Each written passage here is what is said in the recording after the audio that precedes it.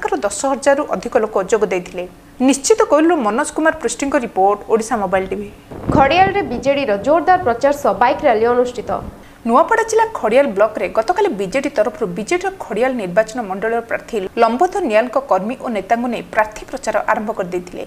प्रथमे राधाकृष्ण मंदिर पूजा अर्चना करी सेठार सहस्राधिक बीजेडी समर्थकों सह पटुआर करी आरंभ करथिले एवं लोकंकु राज्य सरकार कालिया पोज एवं स्वयं सहायक मिशन शक्ति एपरि राज्य सरकार समस्त प्रचार आरंभ करी नारा आरंभ करथिले।